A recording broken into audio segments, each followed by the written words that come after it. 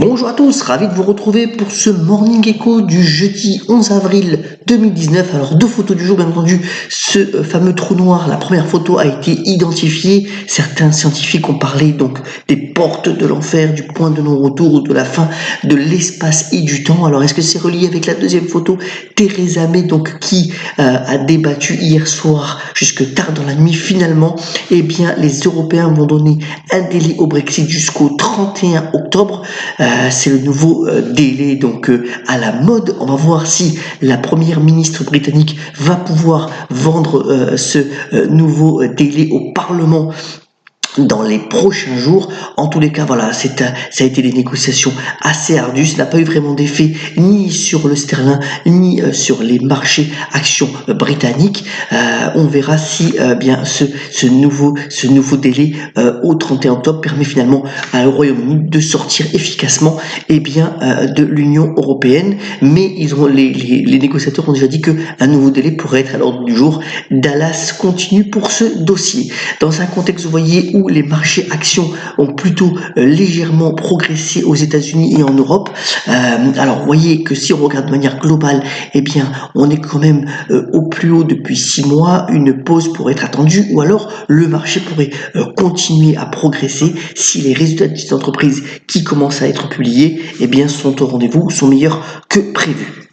Vous voyez, c'est intéressant de regarder ce graphique rapporté par les Échos ce matin sur la différence d'attractivité en ce moment entre les actions européennes et les actions américaines. Pourquoi ? Parce que finalement, eh bien, la majorité des actions européennes donnent finalement plus de dividendes par rapport à leur dette que les actions américaines, et donc ça pourrait renforcer l'attractivité des actions européennes dans les prochaines semaines et les prochains mois. Alors hier, on a eu bien entendu la réunion de la Banque centrale européenne, encore une belle conférence de presse faite par donc Mario Draghi, son président. Alors pour le moment, la Banque centrale temporise, pas de nouvelles mesures concrètes données, bien entendu, pour aider les banques, pas de révision à la baisse aussi des prévisions de croissance qui avaient été déjà révisées donc le mois dernier. Donc pour le moment, la BCE temporise en attendant. Et pour ce qui concerne la Fed, on a eu les minutes hier soir de la Fed, c'est-à-dire le compte rendu de sa dernière réunion de politique monétaire. Là aussi, la Fed fait état donc d'un ralentissement de la croissance. Elle ne touchera pas vraisemblablement au taux d'intérêt pour le reste de cette année 2019. Et vous voyez que finalement, l'euro-dollar reste tranquillement pratiquement à son plus bas niveau de l'année, 1,1274, c'est qui, on va le voir, aide nos exportations en Europe. Alors, un autre point aussi, et c'est assez anecdotique mais assez important, vous voyez que ici c'est le graphique de comparaison entre le comportement de la bourse de Hong Kong par rapport donc à la bourse japonaise, et en termes de valorisation, de capitalisation boursière, la bourse de Hong Kong devient la 3e du monde. Elle a dépassé celle du Japon. Ça n'était pas arrivé depuis 4 ans. Ça démontre en fait que le récent rallye sur les valeurs chinoises a été plutôt donc massif, et voilà, donc est-ce que cette suprématie de Hong Kong par rapport au Japon va continuer? On verra bien. Quand même pas mal de catalyseurs pour le Japon à venir, donc cette course continuera encore pour le reste de l'année 2019. Autre point aussi important, alors c'est très asiatique aujourd'hui pour le moment, vous voyez que alors les élections en Inde vont commencer. Alors c'est des élections qui sont assez longues, puisque elles ont lieu pratiquement pendant 1 mois et demi. 900 millions d'électeurs sont appelés. Est-ce que finalement Monsieur Modi, donc avec son parti des nationalistes hindous, va pouvoir rempiler? C'est toute la question, sachant que il y a eu des bons points, finalement une normalisation de l'économie, une sortie de l'argent liquide, mais aussi pas mal de problèmes vis-à-vis des différentes castes à l'intérieur de ce pays, qui est assez compliqué. Les résultats seront donnés le 23 mai. On verra si donc Modi, vous voyez la courbe de l'indice boursier indien est quand même pratiquement à son maximum, reflétant la bonne santé des sociétés indiennes. On verra si Modi donc peut faire un deuxième mandat.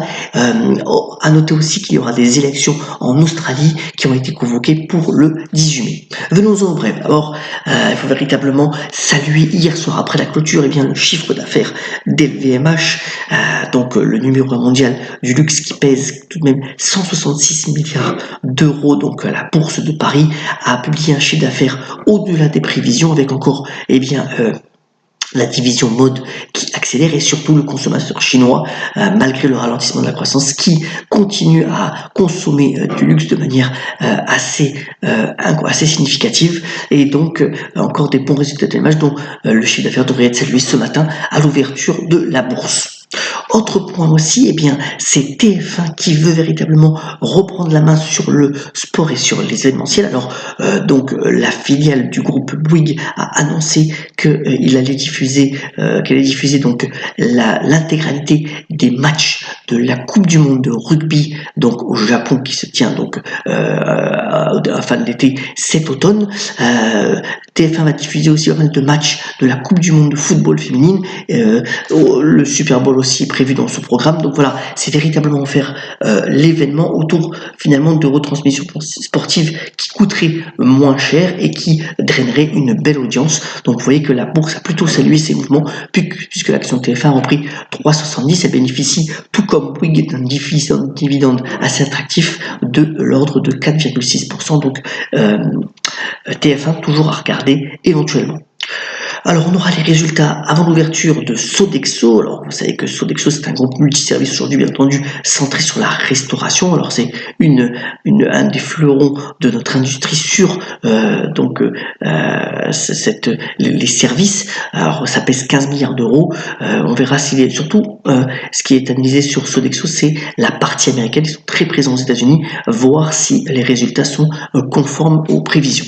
Et puis autre résultat aussi avant l'ouverture, eh bien le cacao, si cher donc à nos papilles pour le chocolat. Donc eh bien l'un des leaders de l'exploitation du cacao, c'est Barry Callebaut. C'est une boîte donc suisse qui va publier ses résultats. Vous voyez que finalement, eh bien sur 5 ans, la performance boursière a été assez importante, donc de l'ordre de 66%. Alors c'est une boîte qui est très bien gérée, mais qui bien entendu est assez dépendante du cours du cacao et de son exploitation plutôt efficace. Alors il y a beaucoup de développement durable qui sont faits dans cette boîte. C'est une boîte quand même bien gérée. À regarder donc les résultats de Barry Callebaut avant l'ouverture. Avant de finir donc bien entendu ce Morning Call, je voulais donc vous parler de ce livre qui sort aujourd'hui, qui est assez original. Alors voilà, pour l'avoir lu ce week-end en avant-première, il sort aujourd'hui donc dans les librairies. Donc pour que le jour de votre mort soit le plus beau de votre vie, comment organiser finalement sa mort. Alors c'est un roman assez incroyable, assez déroutant, avec des phrases et des moments assez incroyables, surtout une fin là aussi déroutante. Voilà, c'est Lionel Habot, c'est mon beau-frère, mais voilà, je veux quand même le souligner, qui donc sort ce bouquin aujourd'hui, et véritablement il vaut le détour. Terminons ce Morning Echo bien entendu par la citation du New York, mais aussi par un auteur bien connu, Le Clésio, qui a notamment dit: l'artiste est celui qui nous montre du doigt une parcelle du monde. Ayons la pêche, soyons solidaires, et à demain pour le Morning Echo. Excellente journée.